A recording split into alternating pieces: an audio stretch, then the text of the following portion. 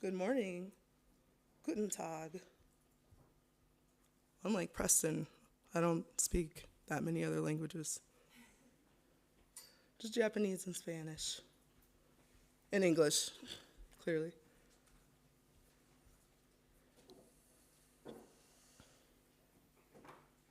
Okay.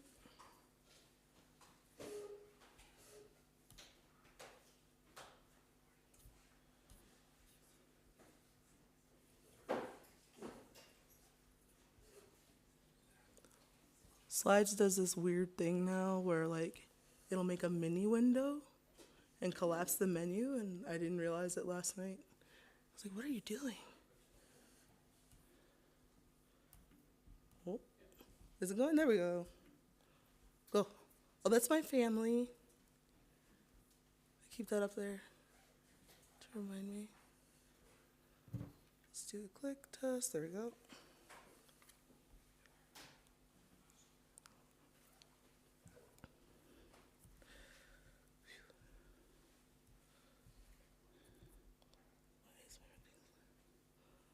All right. Well, good morning, y'all.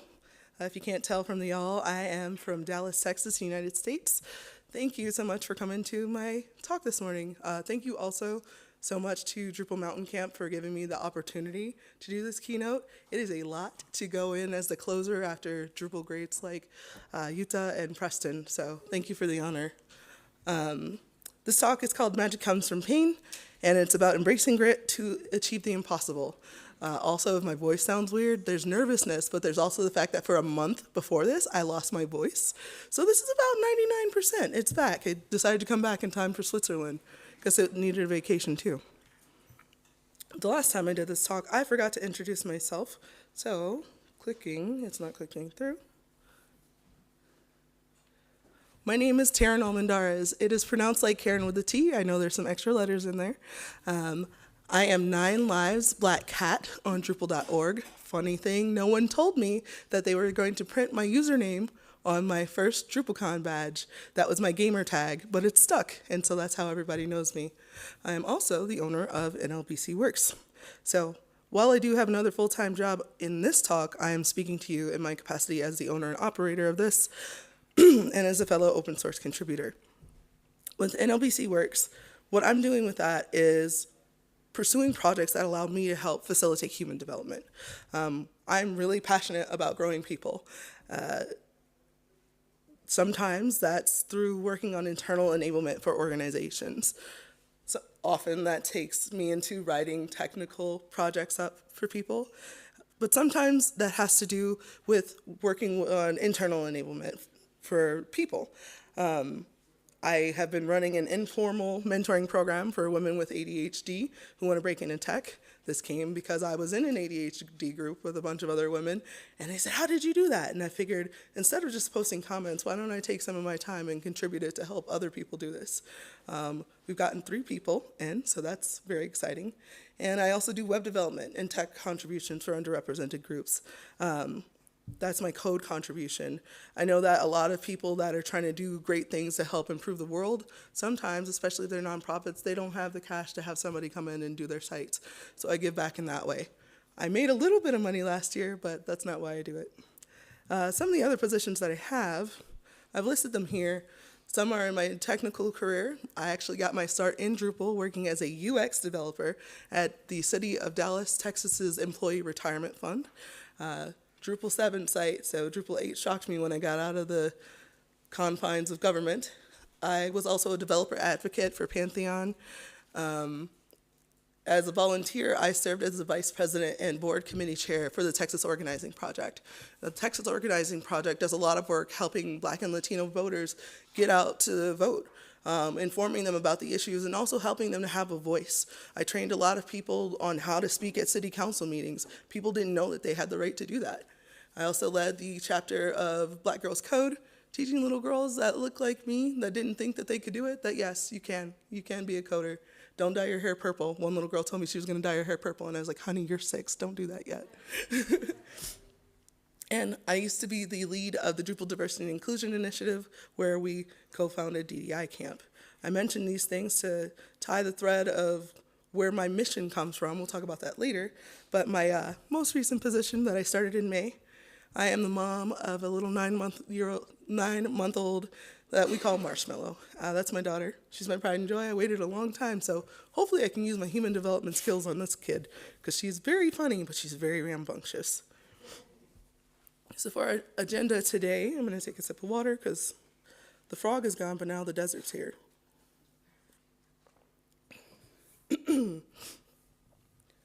I'm going to share with y'all my journey. It helps me to be able to give context for some of the things that I've experienced that helped me to grow and learn. We'll also talk about making magic and the dangers of talent and passion being the cornerstone of your growth. Grit, what it is and how we use it, as well as cultivating grit. I'm going to give you 4 tenets that you can use to do this. So, my story. Chose this picture because it symbolizes my journey. I love riding bicycles, but a lot of times I fell off the bike. I got back up again. So many, many moons ago, I decided I wanted to be a game developer. Actually, initially, I wanted to be a Japanese teacher in the United States, and I wanted to teach English to speakers of other languages. I wanted to go to Japan and do that. But I switched because my friends convinced me that I shouldn't let my talent go to waste. I should have a cooler major than education, and I should make more money. That's what they told me. And they reminded me, Taryn, you're naturally talented at drawing, and you love video games, you're passionate about video games, so you should do that instead. So listening to my friends, I dropped my Japanese major that I was doing very, very well in, and I switched to game development. So for the first 2 years, things actually went pretty well. At the time, I had to make the decision if I was going to move to California or Texas. They didn't have a lot of game development companies in Michigan. So I moved to Texas so I could get closer to my dream job. The dream job my friends told me was my dream job. I transferred to UT Arlington and I enrolled in their illustration courses, but these were junior and senior level courses. They were a lot more intensive. And all of a sudden, my natural talent failed me over and over again. I never finished this painting. This kept happening over and over again until eventually I flunked out. So what happened? That's what I asked myself. I said, I followed the advice of following my passions. I was chasing my dreams. I was using my talent. Clearly, I was talented. I'd been in gifted and talented programs since I was in middle school. I skipped 7th grade, y'all. I was clearly smart. I took AP English classes, advanced placement. I got college credit. The problem in what happened is that I had never faced adversity before in my life. Up until that point, everything came easy to me. And if something was hard, well, clearly then it just wasn't worth my time because I was good at everything, right? Because passion and talent, that's what drove me. I had succumbed to the dangers of passion and talent. See, there's a trap that people can fall into where they think that magically our talents will get us to the next step. The things that we care about a lot, that's clearly what we should be focusing all of our time and energy on, right? There is a show called The Magicians. I don't know, do they have that over here? Has anybody seen The Magicians? It was on Sci-Fi. Cool. If you get a chance, if it's available in the region, please watch it. It's pretty cool. Not if you are a child though, because it's a little scary. But in this universe, there is a guy named Quentin. This is Quentin Coldwater. He's the main character, and in this universe, magic exists.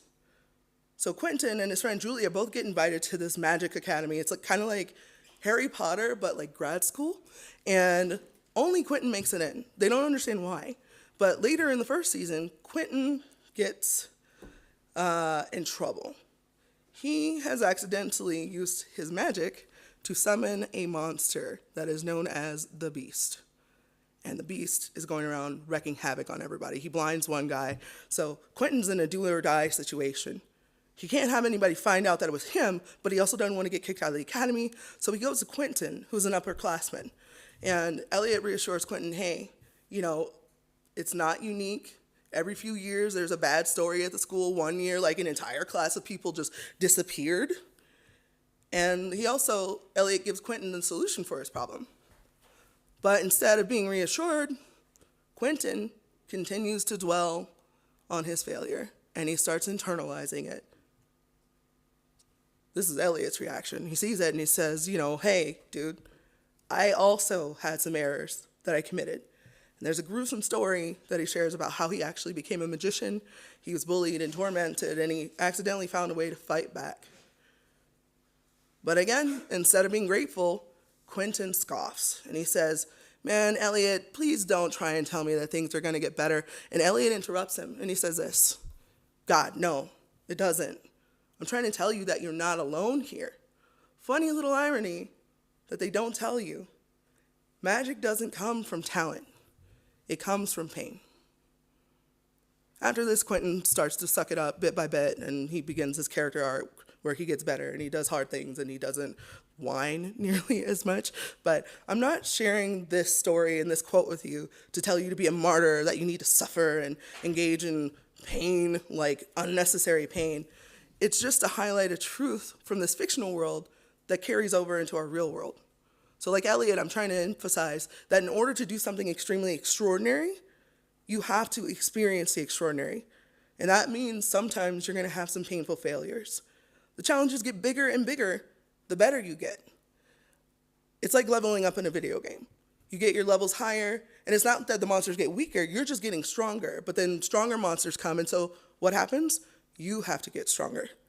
You have to meet the challenge that comes before you.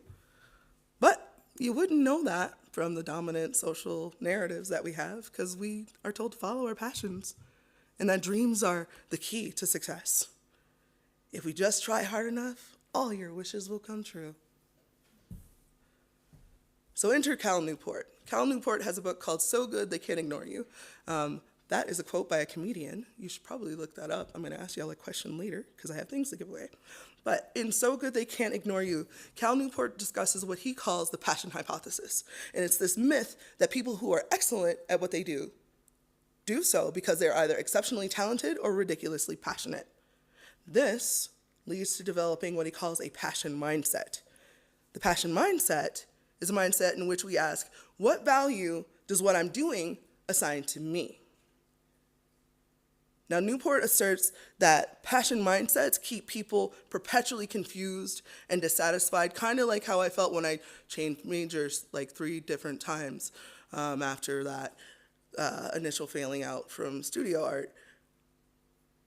You're kind of adrift, especially in the beginning stages of your job or when you're trying to master a new skill. Can anyone guess why assigning your work to your value might be a little problematic? Because it starts to lead to things like this. I'm no good at this. I never will be. I must have just gotten lucky before. I must not really care about this. Or, the big one, I'm a fraud. Anyone know what this sounds like? 2 words. Imposter syndrome. I joked the first time that I gave this talk. I talked to my friend. I said, I feel like my imposter syndrome is telling me that I'm not qualified to talk to people about imposter syndrome. And she said, Taryn, please go in the room. But imposter syndrome is common when we are adhering to passion mindsets because our methods of evaluation start to focus on our self-worth instead of what we're doing as our process. So when you assign the value of yourself based on your outcomes, then your failure invokes doubts that center on your personal character instead of the process. This is very culturally hard to break from because of the constant messaging that we have about passion and talents. But what can we say about talent? Talent is part of skill, right? Talent's actually a distraction from the skill growing process. In the book Grit by Angela Duckworth, she states that as much as talent counts, effort counts twice. I thought about talent as a rope. So all of us in this rope situation with talent, we all get a rope. Some of us get shorter rope, some of us get longer rope. If you have a shorter rope, you know you have to work harder when you're climbing, or that you have to find a way to get more rope. But if you've got a long rope, like me, doing all my Sailor Moon fan art, you think, man, I'm the bee's knees. I don't have to try that hard. And then you run out of rope when you're halfway up the mountain and you don't know how to find rope. You never had to look for rope. Talent's a good jumping off point, but it's not a solid indicator for success. And so many rising stars drop out or they lose interest before they realize their potential. Some of them do stay the course. And Angela Duckworth found it has something to do with grit. So, even though talent and passion are the star traits in our success narratives, especially for our younger generation, being sold these stories of instant success by influencers on social media and the highlight reels from people's lives, those trees don't really bear fruit, at least not for very long. We're going to take a look at a story about West Point Academy and how Angela Duckworth helped them to understand which of their rising stars would fall and which would go to the moon. So, if you're unfamiliar, West Point is an American military academy. Most people that want to go start by grade 11, getting all their ducks in a row, because you need to have phenomenal grades and standardized test scores, but you also have to be nominated by a member of Congress. You go through this very tough interview process, and if your leadership potential isn't clear, then you're just not going to get in. So this is on top of a grueling fitness assessment. I filled out an online application when I went to Michigan State University. I would not go through all of these hoops as a, 17-year-old kid to get into a military academy. Out of 14,000 people that apply, only 1,200 get admitted. But it turns out that 1 in 5 cadets, almost 20%, drop out before graduation. Most of them do it in the first year, and the majority of that do it within the first 2 months. So they do this because they go through this grueling orientation period. It's about 7 weeks, and it is called The Beast. It's a boot camp style introduction to the military life. They go from 0500 in the morning till 2200 at night. They are no longer living in theory and acing tests. It is actually engaging in the work. So through her investigation, why would you go through all this 2 years of collecting all of this work, improving your body, and then drop out 2 months in? Duckworth found that this was because of grit, which she defines as passion and perseverance for long-term goals. So I'm sure some of y'all right now are saying, hey, Taryn, the word passion is in there. Didn't you just tell us? Didn't you just spend the last, 18 minutes telling us that passion is exactly what we don't need? So I have a little revision here because in her book and throughout the text, she makes it clear that when she says passion, she means steadfast dedication. She does note that the traditional understanding of passion is an intense and often momentary desire. It's shallow. So if we were to redefine this, it's perseverance and determination, which is the passionate dedication to achieve one's long-term goals. This ties neatly into skill because grit allows you to cultivate skill. With skill, it's an ability to use your knowledge effectively and readily in execution or performance. So in order to be effective and to grow your skill, you need to understand what you know, how you know it, and how to apply what you know to achieve the impact that you're aiming for. Talent's not like that. That's why we should consider talent to be the shallows of skill. Most often when you have talent and you're executing, there's no depth. You don't necessarily understand how or why, you're just doing it. So when you're mastering hard things, you need to have deep skill. And that's cultivated through repeated and sustained effort. That also means that you have to increase the difficulty because in order to attain mastery, you have to continue challenging yourself. But here's the rub, and where most people drop out, is that when you increase difficulty, it means inevitably you are going to fail sometimes. And even when you get better, mid-level developers in the room, When you increase the difficulty, even though you hit that plateau, when you go to the next stage, mastery is not permanent. Now you've got to climb the next mountain. When we think of failure, we often understand it to be a permanent end. Instead, we should be looking at it as a temporary stop and a place to learn. We need to learn to embrace and cultivate our sense of grit in order to overcome failure and achieve more. So, there's 4 pillars of grit that I'm going to be sharing with you all today.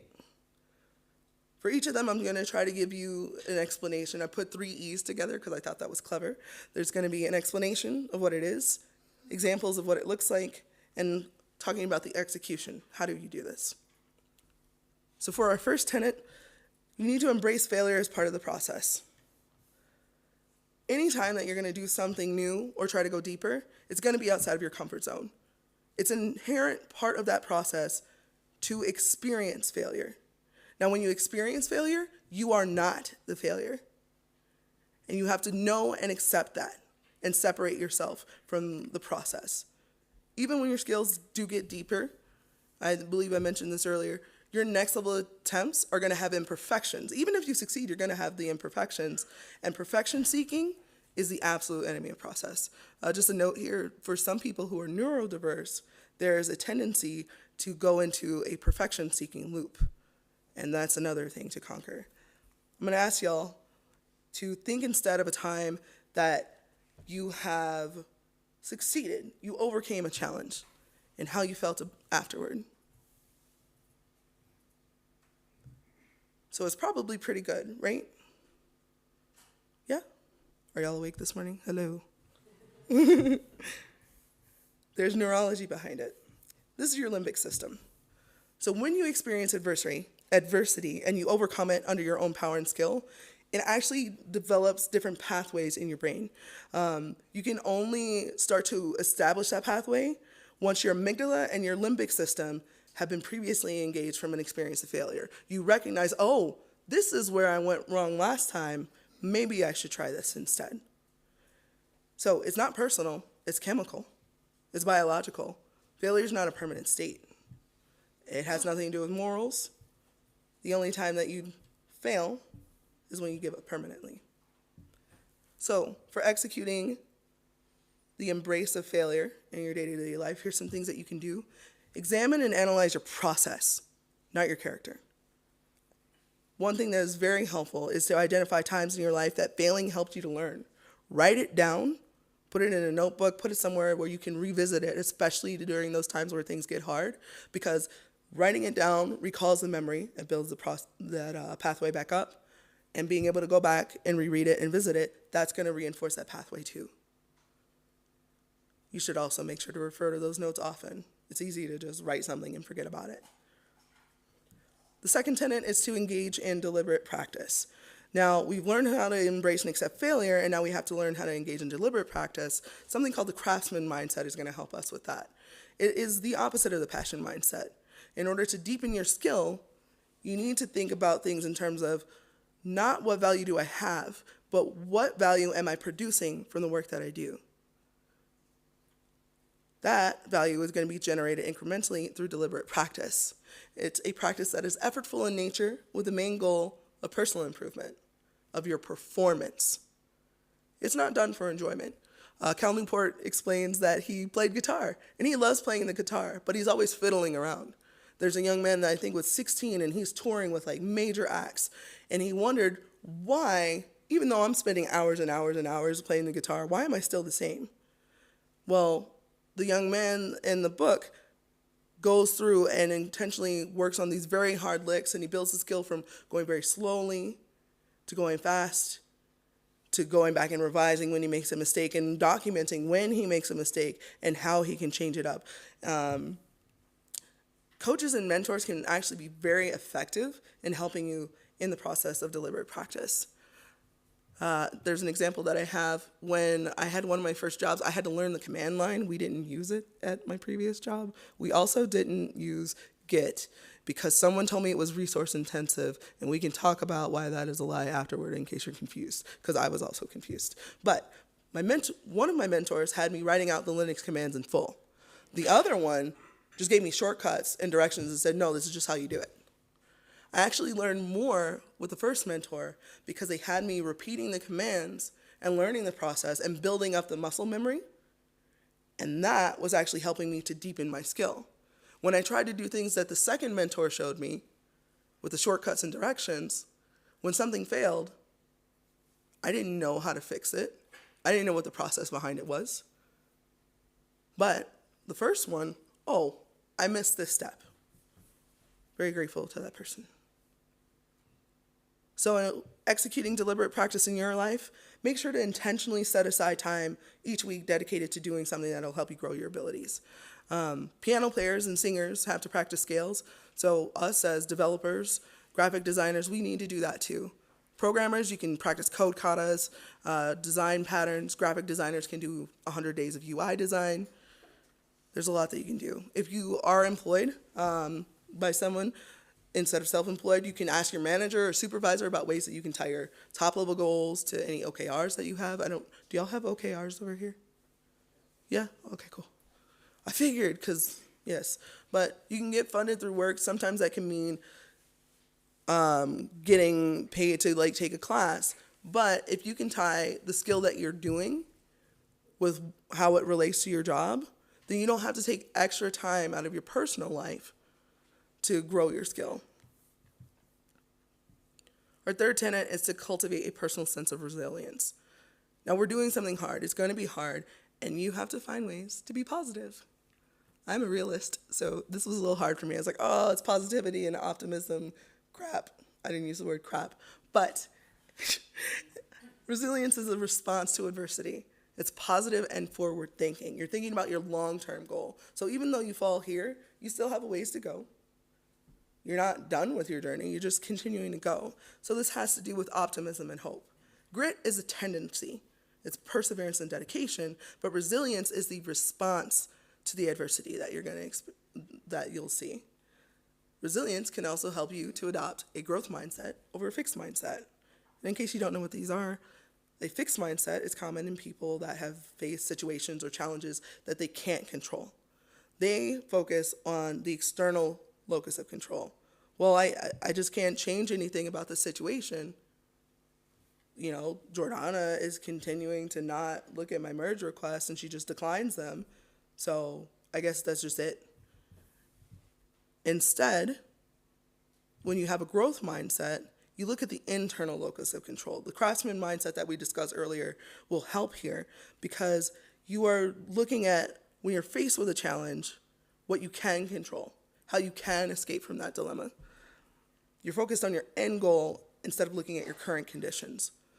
So, an example of cultivating resilience, in 2007, there were some scientists that conducted an experiment with an inner city school in New York City in the United States. Half of the students were taught that the brain is elastic. It can change and grow. The other half of the students were just taught about stages of memory. Part of the research was because typically in junior high school, antisocial behaviors and antisocial behaviors grow and self-esteem declines. And then it takes their grades down with it because they're experiencing so much. So in the group that was given information that was targeted to inspire, to tell them that their brains could grow, the ones that were in the brain elasticity group, which is the growth mindset group, 3 times as many of those students saw increases in their effort and their motivation, and their grades improved. In the control group, the downward progress continued.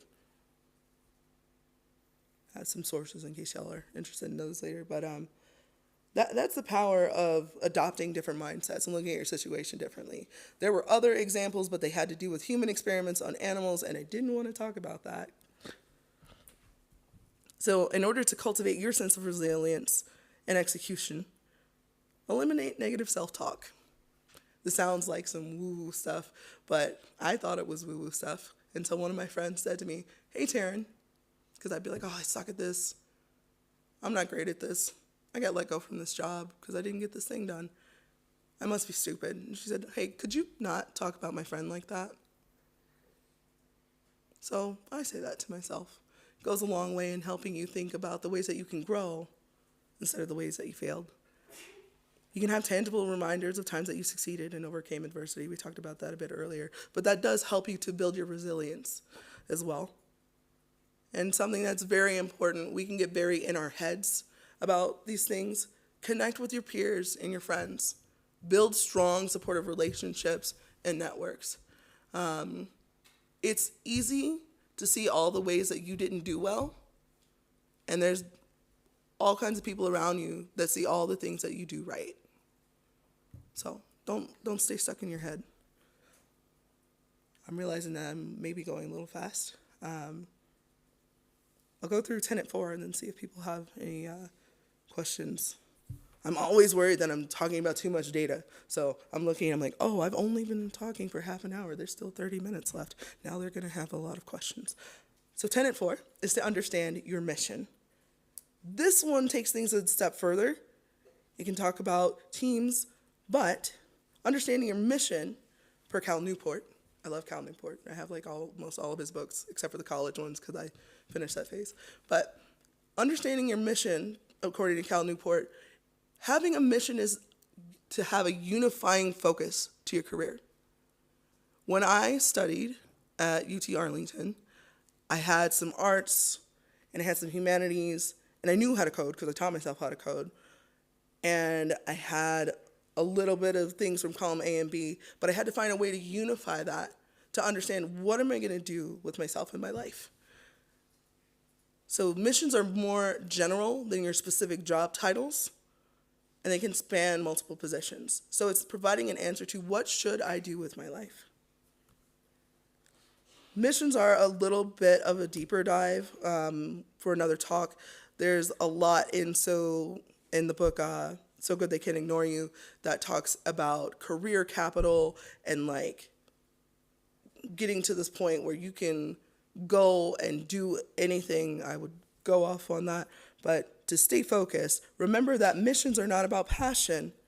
They're focused on purpose. That's the difference there. So some examples. There is a researcher who studied computational genetics. Her name is Party Sabeti, and her mission was to use new technologies to fight old diseases. Sabeti found a gene that actually improves resistance to a disease called Lassa fever. It is one of the oldest and most deadly diseases on the African continent. And it didn't just kill tens of thousands of people every year. Like, they died really extreme and agonizing deaths.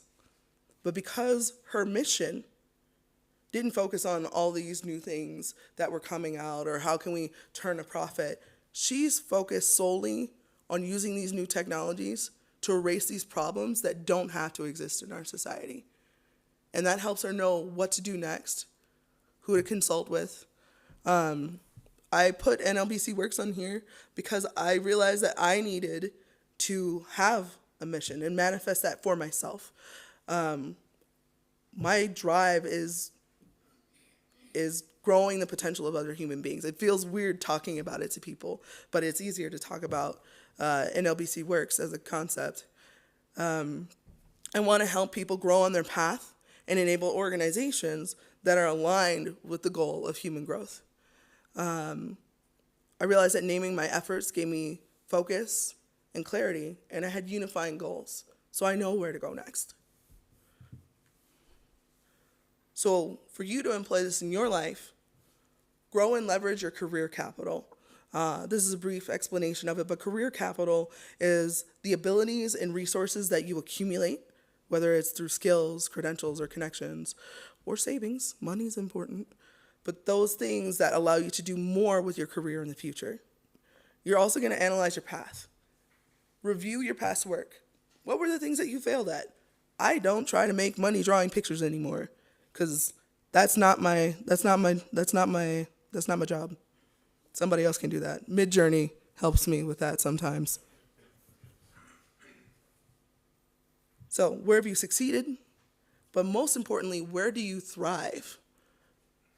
I thought I was going to be a web developer, but doing what I do now, what I did as a developer advocate, it tied together the things that I really cared about. Growing people and helping them learn, and coding. I actually got into coding because at Michigan State, there was a game project that we were working on, and our programmer, he was very talented, but anytime we told him that we wanted to do a feature in the game that he didn't want, he would just look at us and be like, I don't know how to do that. We're like, dude, you just programmed like an AI that is seeking out the character. Can you just make him jump onto this platform? And I decided, hey, I'm never going to be in that situation again. So I taught myself how to code.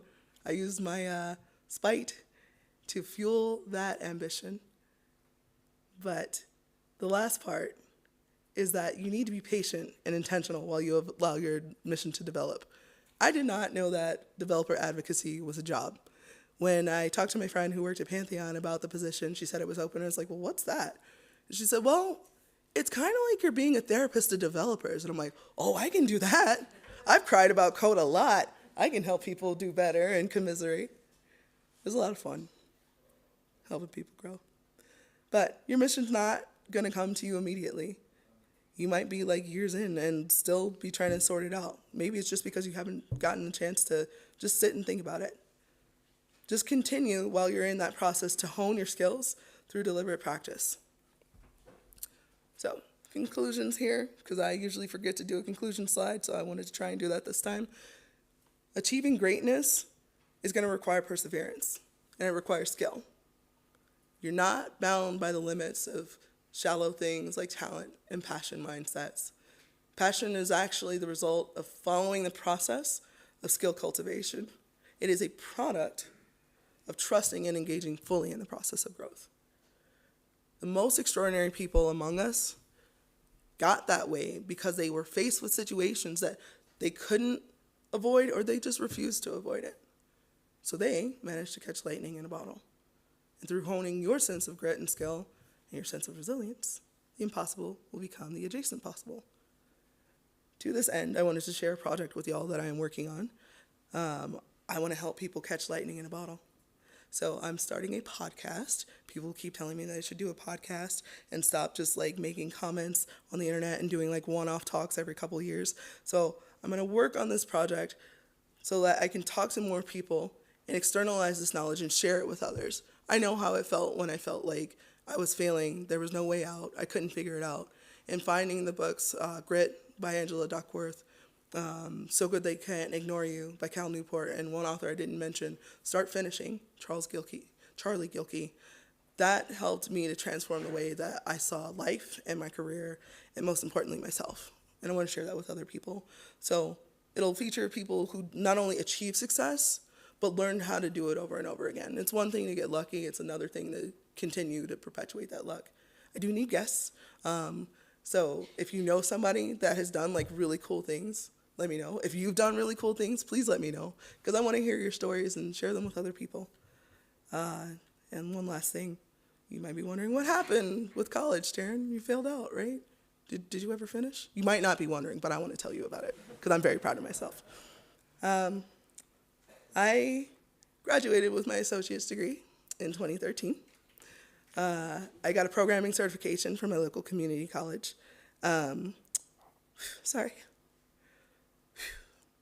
Part of why I dropped out is because my mom had a terminal illness, and I was working, and I was worried.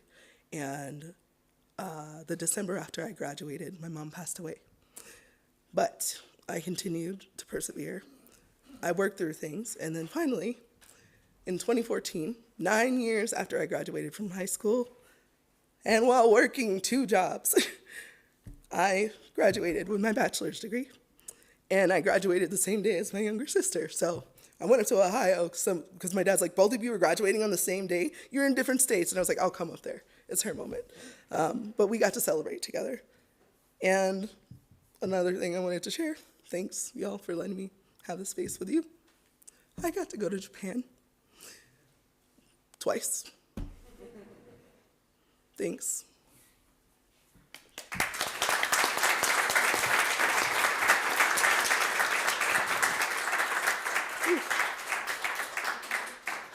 Any questions while I dry my eyes? Yes. I should have asked for Kleenex, I forgot. I cry about everything. First, thank you very much. Was really.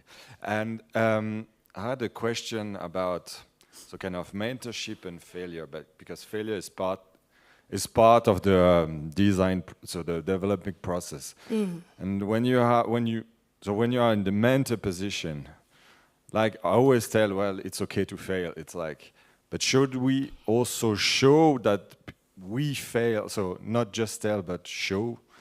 Like I know you teach what we go with code. What do you?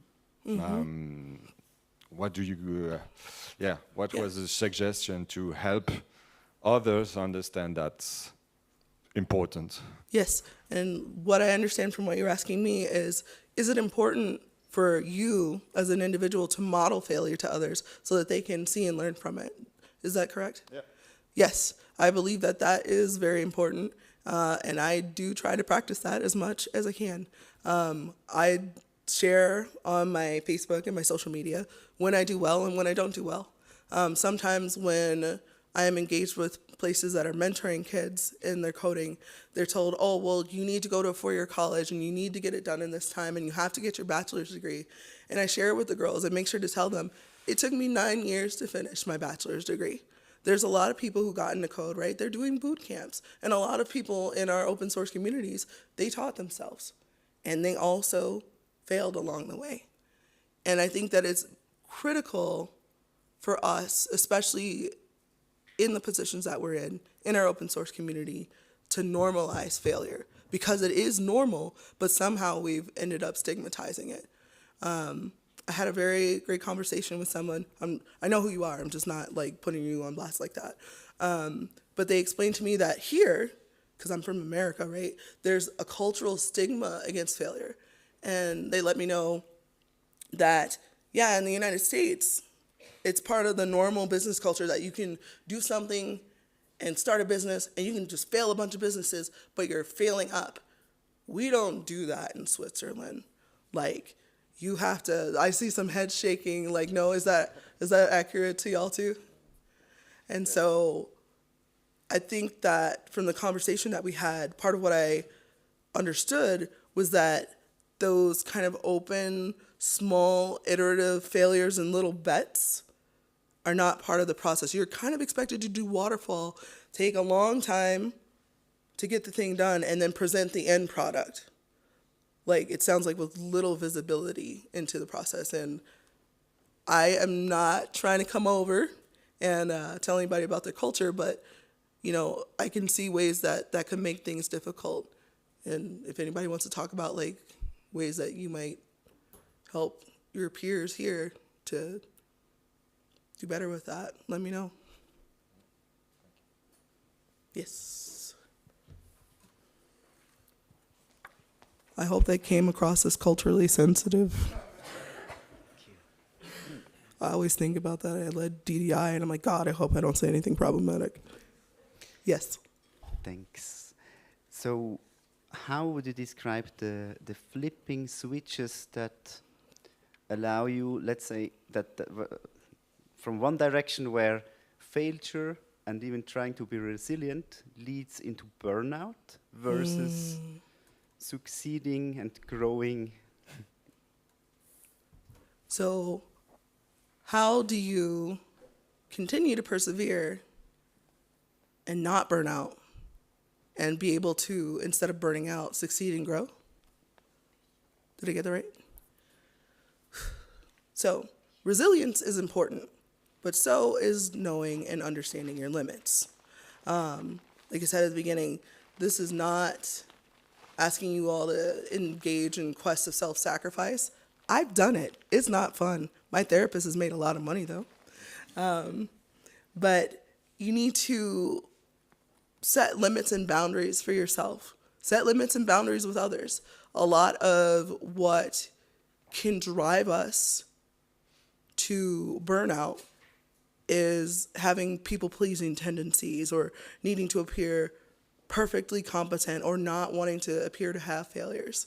Give yourself boundaries. Say, hey, I'm going to work on this for like 2 hours, time boxing, and then if I haven't figured it out, I'm going to ask for help.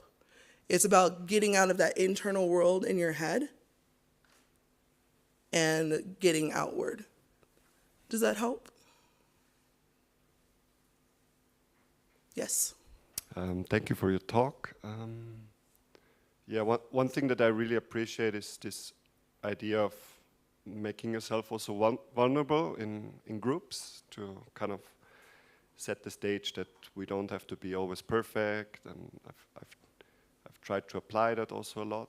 And like, for example, when we do retrospectives, we try to create like a safe space. But there's this, let's say, yeah, this question that I think about from time to time is like, okay, how much do we want to expect each other to share about our personal state of the universe? Like sometimes it's really cool when people talk about private issues, but also kind of creates expectations from others. So I think, yeah, for me it's really important to also make sure that we don't feel forced to share too much about our personal lives. Like, how do you deal with that, like navigating that balance? Thank you for that question. It's excellent. That also has to do with setting boundaries and expectations. I think that just as we are upfront about failures, we also have to be upfront in creating those safe spaces and letting people know it is okay to not share, because not everyone has built up that resistance muscle that allows them to be in a state of vulnerability. It might even just be in particular contexts with certain people, right? There's coworkers that I talk to about things that are not going well, and there's ones that I don't.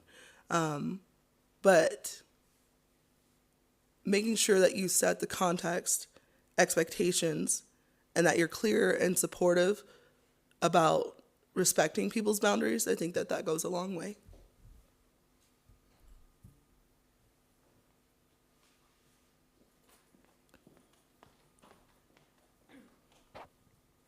Thanks so much. I just wanted to pick your brain about passion, because there are two things. Passion for me has been used as a weapon for toxic culture, especially in web development. I feel like it's an excuse to get you to grind and work too much. And oh, why don't you stay a little over every day because you get this finished and then it's better for the project, blah, blah, blah. And if you're really passionate, you know, you want to spend all your time coding.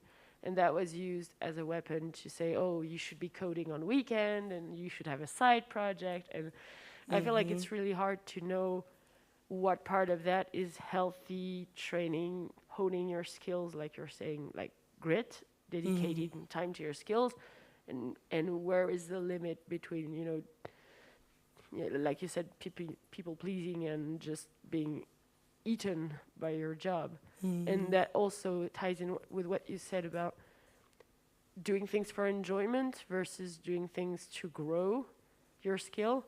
And I realized quickly that because I loved coding, maybe making a career out of it might be a bad idea. Because then it became a pain and not so enjoyable, because I had to do the hard things and struggle with it. And so how do you deal with that? How do you know, maybe like you decided painting was not for you, it was a hobby? Can you help people find? Yeah. So I liked the last example that you gave about like the thing that you're passionate about might not be the thing that you want to do as your job. In high school, I played the bassoon, and I loved the bassoon. But I also decided that I was not going to be a bassoonist as my career, because I did not want to get into that loop where I did it so much and I drove myself so much that I ended up hating it. With regard to passion, like the healthy kind that develops from finding a thing that you can engage in and continuously do and improve, but not letting people take advantage of that, that is, again, about boundaries. However, I recognize, and in the book Grit, Angela Duckworth also recognizes that you can't just say that grit is the example for everything, right? Like, these concepts don't exist in a vacuum. There are going to be power differentials. There are going to be ways that people feel, especially like if they're on the margins, that there's an expectation of them to have to do more in order to stay safe in their careers. In the previous iteration of this talk, I talked a little bit about the individual levels of grit and cultivating that skill. and then talking about team dynamics and organizational dynamics. And for those of you that are in the room as individuals, and those of you that are leaders in your spaces, especially leaders in the open source community, it is important for us to set boundaries for our teams. I'm thinking about the fact that when I was the lead of the Drupal Diversity and Inclusion Initiative, I spent a significant amount of time checking in with people to see how they were feeling. And if they were overwhelmed, I told them, hey, this task can wait. I know that you're passionate about this, but I see what's happening with you right now, and you need to take time to rest. You need to step away from this for a minute. And rest is also important. Set those. You are more important than the mission. You can love your job. You can love the thing that you're coding, that you're doing on the side, your side projects. You can love Drupal, but you cannot pour from an empty cup. I don't know if anybody else has ever left a tea kettle on the stove when it was empty and the fire kept going. It burns it out. And I eventually had to buy a new tea kettle and explain to my husband what happened. But don't be that tea kettle. And don't let others drive to do that to themselves. Also, give yourself permission that if you're in an organization that continues to engage in that kind of toxic behavior, growth mindset. You don't have to stay there. You can find a way to get out. It may be difficult, but don't stay stuck somewhere that is going to sap who you are. Hope that helps.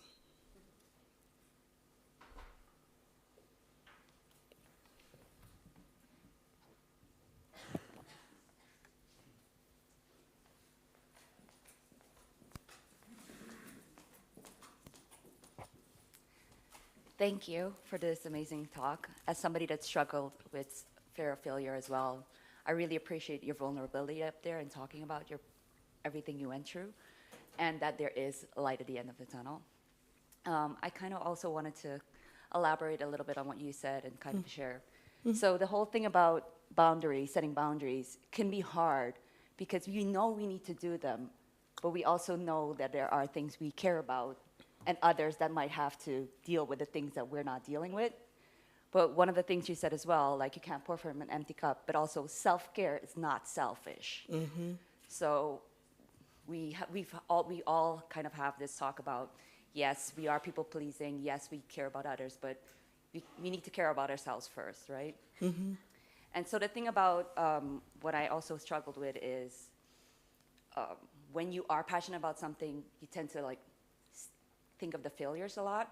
And what I started doing was a gratitude journal, just getting that positive, the woo-woo thing, right, about being positive. I struggled with that as well. So you start off your day with the three things you're grateful for, even if it's just like a cup of coffee, right? But also at the end of the day saying what went well. So even if I had a horrible day, you think about the things that went well, even with the things you're struggling with boundaries. So that's kind of like what I try to do also. But thank you. Thank you for sharing. Yeah, every so often I'll get down about something that didn't work well, and then I can show y'all after the talk because I don't have it right in here.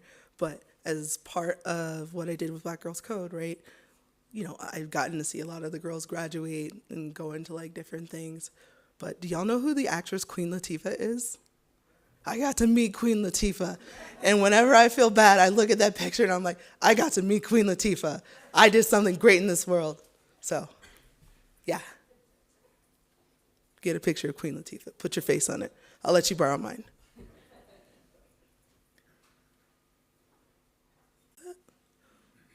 Well, cool. Thank you so much for all the great questions. Thank you for giving me the opportunity to come to this beautiful country and to share me flunking out of college with you. Have a wonderful rest of the day.